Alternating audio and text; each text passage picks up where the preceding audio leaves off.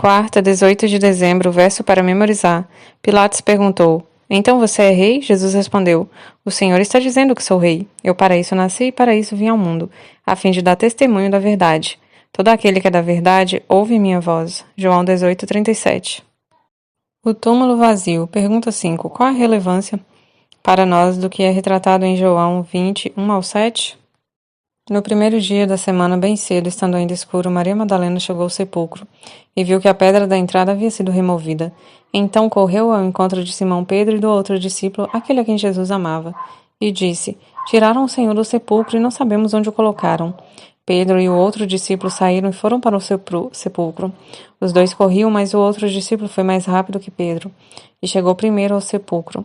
Abaixou-se para olhar e viu as faixas de linho ali, mas não entrou. A seguir, Simão Pedro, que vinha atrás dele, chegou, entrou no sepulcro e viu as faixas de linho, bem como o pano que estivera sobre a cabeça de Jesus, o qual estava dobrado à parte, separado das faixas de linho.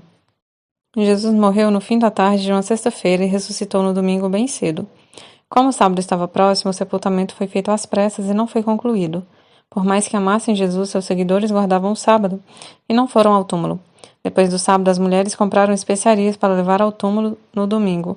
Para a surpresa delas, a pedra tinha sido removida e o túmulo estava vazio. Maria Madalena chegou cedo ao túmulo. Ela correu para contar a Pedro e João o que tinha visto. Os dois homens correram para lá. João ultrapassou Pedro e chegou primeiro. Abaixando-se, viu ali cair os lençóis ou faixas, com os quais Jesus havia sido enrolado, mas não entrou antes que Pedro entrasse. Pedro, porém, entrou e viu as faixas de linho estendidas, mas o lenço que tinha estado sobre a cabeça de Jesus, cobrindo seu rosto, estava dobrado e separado das faixas. Pergunta 6. Leia João 27-10. João viu que o lenço que cobriu o rosto de Jesus estava dobrado. Por que esse fato é importante? Bem como o pano que estivera sobre a cabeça de Jesus, o qual estava dobrado à parte, separado das faixas de linho. Depois o outro discípulo que chegara primeiro ao sepulcro também entrou. Ele viu e creu. Até então não havia compreendido que, conforme a Escritura, era necessário que Jesus ressuscitasse dentre os mortos. Os discípulos voltaram para casa. João entrou e viu e creu.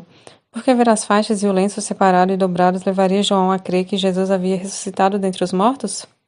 Para responder a essa pergunta é necessário refletir por que o túmulo estaria vazio. A resposta mais natural seria a ação de ladrões de túmulos, mas essa explicação não pode ser aceita por 3 razões.